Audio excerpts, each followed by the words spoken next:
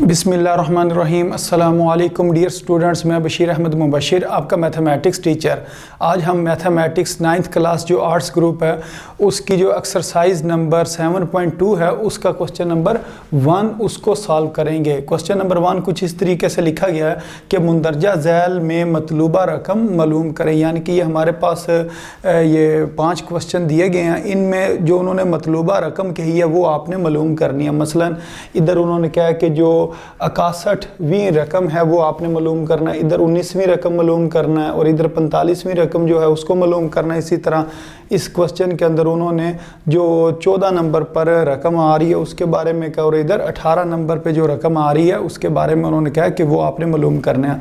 तो ये जो सवाल हैं ये जमी सिलसिले से रिलेटेड जो क्वेश्चन है ये वो हैं।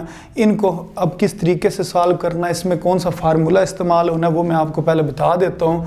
तो ये सारे जो सवाल हैं ये जमी सिलसिला के सवाल हैं।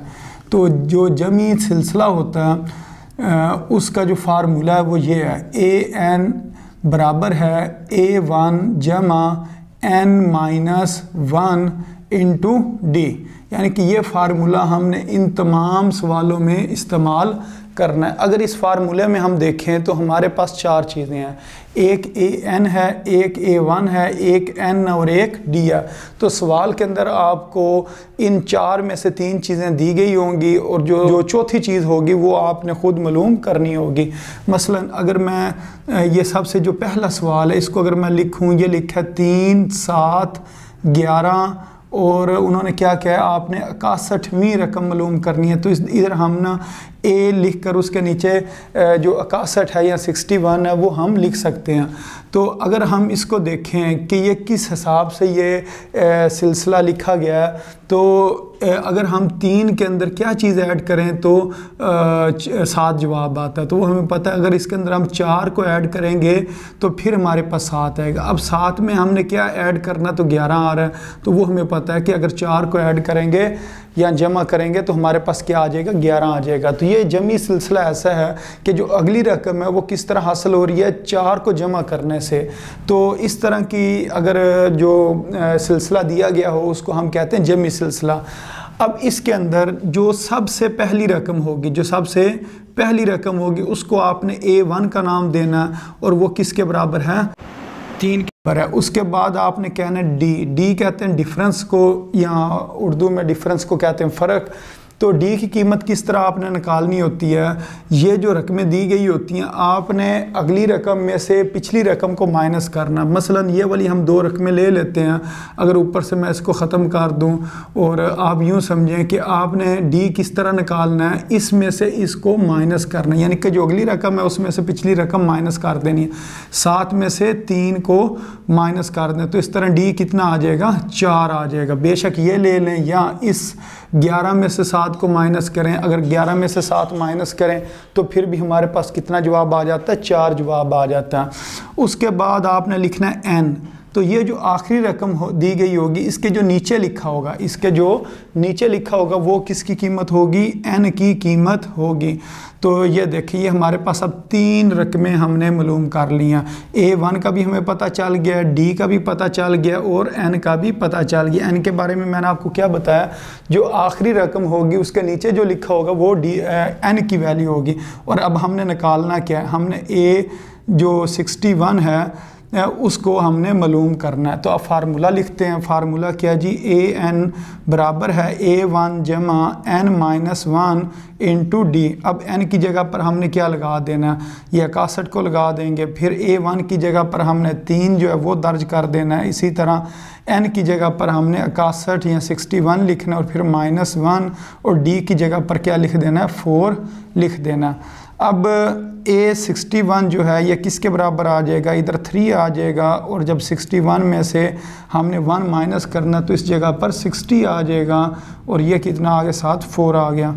अब अगर हम इन दोनों को मल्टीप्लाई करें, जब 60 को हमने मल्टीप्लाई करना 4 से तो हमारे पास आ जाएगा 240 जी। अब इसके बाद हमने क्या करना है, इन दोनों को ऐड कर देना है। जब 240 और 3 इन दोनों को ऐड करेंगे तो 243 इसका आंसर आ जाएगा। इस तरह जो चीज़ हमने मालूम करनी थी उसको हमने मालूम कर लिया। तो ये इंतहाई आसान सवाल था। सिर्फ इसके अंदर आपने क्या करना है, जो फार्मूला है ये जो मैंने ऊपर लिखा है इसको लिख कर इसके मुताबिक आपने चीज़ें मुकम्मल करनी है। 4 में से 3 चीज़ें आपने लिख लेनी और उसके बाद आपने इसके अंदर फार्मूले के अंदर वो जो 3 चीज़ें हैं या उनकी जो रकम की कीमत है वो आपने दर्ज कर देनी है। तो जो चौथी रकम होगी वो आप निकाल लेंगे। तो उम्मीद है आपको इस सवाल की समझ आ गई होगी। जी स्टूडेंट्स, इसके बाद जो इससे अगला सवाल है उसको हल करते हैं। वो कुछ इस तरीके से लिखा गया है कि -4 -7 -10 और वो कह रहे हैं आपने 19वीं जो रकम है वो मालूम करनी है, यानी कि A19 जो है वो आपने मालूम करना। तो अब हम क्या कहेंगे, जो सबसे पहली रकम है ये किसके बराबर होती है, A1 के बराबर है। A1 किसके बराबर आ गया, -4 के बराबर आ गया। उसके बाद हमने D मालूम करना है। D मालूम करने का तरीका मैंने आपको ये बताया था, अगली रकम माइनस उससे पिछली रकम। तो अगली रकम इधर क्या लिखी हुई है, -7। अब -7 फिर क्या लगाना है, माइनस लगाना है, फिर उससे पिछली रकम कितनी है, -4। यानी कि ये रकम पहले लिखेंगे और उसके बाद माइनस लिखने के बाद फिर इस रकम को लिखना होता। तो ये हमारे पास आ जाएगा -7 माइनस कितना हो गया, इसको जमा के बराबर हम लिख सकते हैं। और ये 7 आगे 4 है तो इधर 4 लिख देंगे। जब -7 और जमा 4 करेंगे, ये अलामतें दोनों मुख्तलिफ हैं। अगर अलामतें मुख्तलिफ हों तो बड़ी रकम में से छोटी रकम को माइनस कर देते हैं। 7 में से जब 4 को माइनस करेंगे इधर 3 आ जाएगा और साइन बड़ी रकम का आ जाएगा। तो इस दर से अगर देखा जाए डी का जवाब आ गया -3। और अगर इसको भी हम इसी तरह करते हैं, यानी कि -10 और फिर माइनस फार्मूले का और -7, तो वो आ जाना था -10 जमा 7 और उसका भी जवाब कितना आ जाना था, -3 आ जाना थी। आपकी मर्ज़ी है, इन दोनों को माइनस कर लें या इन दोनों को माइनस कर लें। उसके बाद मैंने आपको ये बात बताई थी कि n की कीमत किस तरह लिखते हैं। जो आखिरी रकम के नीचे लिखा होता है वो n होता है। तो इधर आखिरी रकम के नीचे क्या लिखा हुआ है, 19 लिखा हुआ है। तो इसका मतलब n किसके बराबर है, 19 के बराबर है। और अब हम कहेंगे A19 की कीमत हमने मालूम करनी है। अब फार्मूला लिखते हैं, an बराबर है A1 जमा n-1 इंटू डी। n की जगह पर 19 लिख देंगे, A1 की जगह पर -4 लिखेंगे, फिर जमा n की जगह पर 19 -1 और d की जगह पर -3। यानी कि ये इसके साथ यूँ बेशक आप साथ ब्रैकेट लगा लें। ब्रैकेट का मतलब ये है कि ये इसके साथ मल्टीप्लाई हो रहा है या ज़रब हो रहा। तो अब A19 ये किसके बराबर आ गया, -4 जमा, जब 19 में से 1 निकालेंगे तो इस जगह पर आ जाएगा 18 को अब -3 से आपने ज़रब देनी है। अगर हम 18 को -3 के साथ ज़रब दें तो हमारे पास कितना जवाब आ जाता है, 54 जवाब आ जाता है, या 54 जो आप कह सकते हैं इसका आंसर आ जाता है। अब ये प्लस और माइनस क्या हो जाएगा, माइनस हो जाएगा। अब उसके बाद हमने क्या करना है, ये दोनों साइन सेम है। ये वाला माइनस क्यों आया, ये प्लस था और ये माइनस था। जब प्लस और माइनस मल्टीप्लाई हों या ज़रब हों तो इस जगह पर क्या आ जाता है, माइनस आ जाता है। अब इधर अगर हम देखें, ये लिखा हुआ -54 और -4। अब इन दोनों के साइन सेम है, एक तरह के हैं। अगर एक तरह के हों तो इनको जमा करते हैं तो इस जगह पर आ जाएगा जी 58 आ जाएगा। और साइन किसका आएगा, बड़ी रकम का। बड़ी रकम कौन सी है, माइनस की है, तो इधर माइनस या मनफी जो है वो हम लिख सकते हैं। तो इसका जवाब आ जाएगा -58। तो इस तरह ये जो है ये सवाल ये भी हल हो गया। तो उम्मीद है आपको इस सवाल की भी समझ आ गई होगी। जी स्टूडेंट्स, इसके बाद जो इससे अगला सवाल है उसको हम हल करते हैं। उसको एक दफ़ा मैं इधर दोबारा लिख लेता हूँ। मसलन लिखा हुआ है 6, 4, 2 और वो कह रहे हैं आपने 45वीं जो रकम है उसको मालूम करना। तो ये ए लिख कर इसके नीचे हम क्या लिख देंगे, 45 लिख देंगे, क्योंकि इस सवाल में उन्होंने क्या क्या 45वीं रकम मालूम करें। तो इसके अंदर जो A1 है यानी कि पहली रकम वो किसके बराबर है, 6 के बराबर है।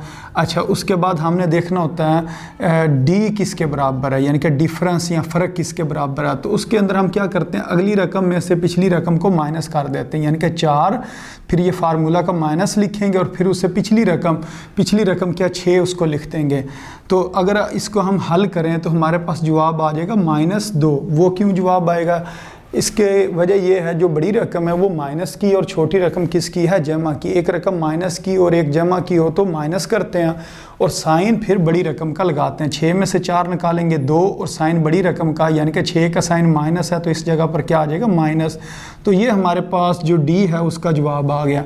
उसके बाद हमने लिखना है एन किसके बराबर है। तो ये जो आखिरी रकम के नीचे लिखा होता है वो एन की कीमत होती है। तो एन किसके बराबर है, 45 के बराबर है। और अब हमने मालूम क्या करना, हमने A45 मालूम करना है कि A45 की जो जवाब है वो किसके बराबर आएगा।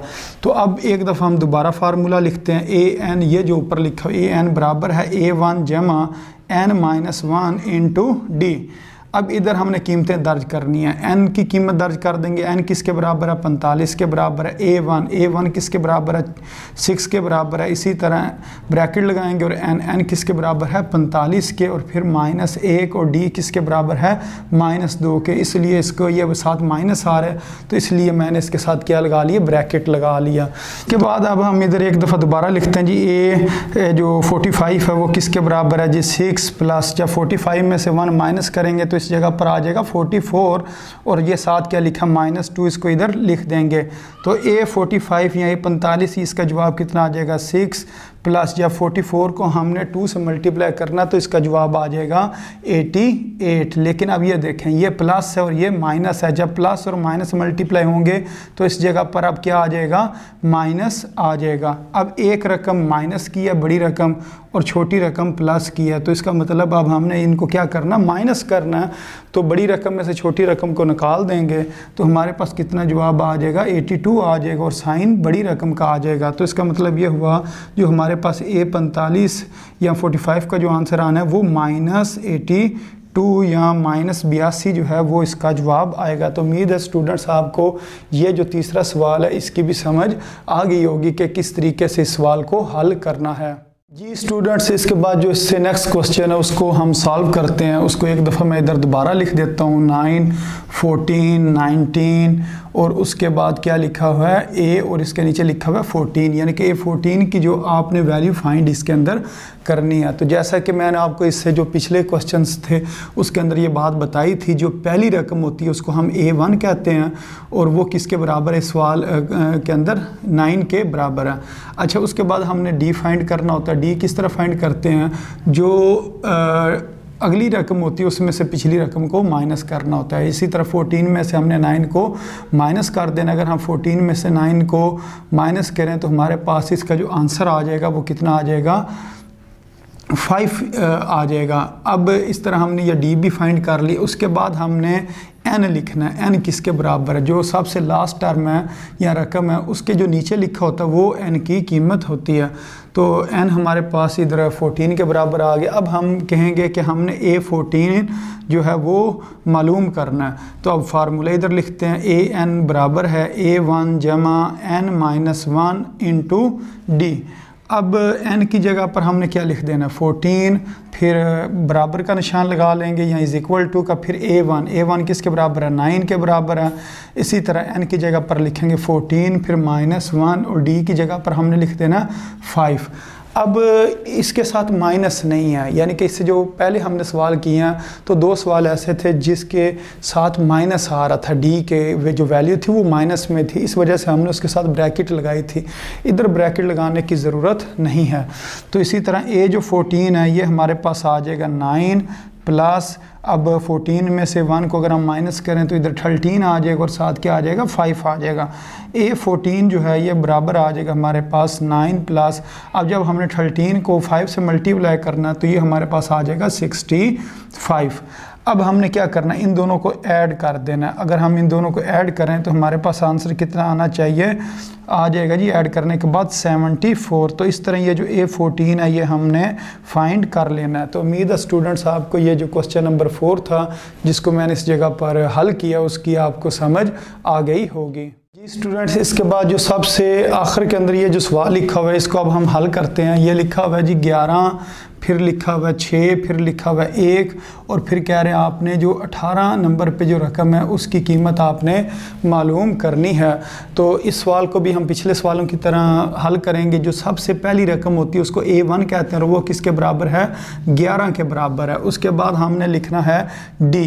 तो D को निकालने का तरीका ये होता है अगली रकम माइनस उससे पिछली रकम। तो ये आगे क्या लिखा हुआ है, 6 लिखा हुआ है, फिर माइनस, फिर उससे पीछे लिखा हुआ है 11। तो ये इस तरह हम 11 लिख देंगे। अब एक रकम माइनस की और एक रकम जमा की है, तो फिर हम क्या करते हैं, माइनस करते हैं। तो बड़ी रकम में से छोटी रकम को हमने माइनस कर देना, तो इधर आ जाएगा 5 और अलामत आ जाएगी बड़ी रकम की। तो डी की जो हमने कीमत निकाली है वो किसके बराबर आ गई, -5 के बराबर आ गई। अब हमने बताना n किसके बराबर है। तो ये जो आखिर वाली रकम है इसके नीचे जो लिखा होता है ये हमारे पास n की कीमत है। n हमारे पास आ गया 18 के बराबर। अब हमने a n मालूम करना है, या a जो 18 है, n की जगह अगर मैं 18 ही लिख दूं तो a 18 की कीमत हमने मालूम करनी है। तो फार्मूला लिखते हैं जी, a n बराबर है a1 जमा n-1 इंटू डी। अब n की जगह पर हमने क्या लगा देना, 18, a1 की जगह पर क्या लगा देंगे 11, फिर जमा, फिर n की जगह पर n की कीमत कितनी है 18 -1, और d किसके बराबर है -5 की। ये माइनस में इसलिए ब्रैकेट लगा कर इसकी जो रकम है वो हम इस जगह पर लिख देंगे। अच्छा, अब a18 बराबर आ जाएगा 11 जमा, अब 17 में से जिस टाइम हमने 18 में से एक माइनस करना तो 17 आ जाएगा। 17 को अब हमने -5 के साथ ज़रब देनी है, तो ये हमारे पास आ जाएगा जी 11। अब ये जमा है और ये माइनस है, जमा माइनस के बराबर होता है। जब 17 को हम 5 से ज़रब देंगे तो हमारे पास जवाब आ जाएगा 85। तो अब एक रकम फिर जमा की और एक माइनस की, ये जमा की और ये माइनस किया, तो फिर हम क्या करेंगे, बड़ी रकम में से छोटी रकम को निकाल देंगे और साइन बड़ी रकम का आएगा। तो इस तरह इसका जो जवाब है वो -74 जो है वो जवाब इसका आ जाएगा। तो उम्मीद है स्टूडेंट्स आपको ये जो मशक नंबर 7.2 का जो पहला सवाल था उसके ये 5 जुज़ थे, इन तमाम सवालों की अच्छे तरीके से समझ आ गई होगी। तो अपनी दुआओं में याद रखें। अस्सलामु अलैकुम वरहमतुल्लाहि वबरकातुहू।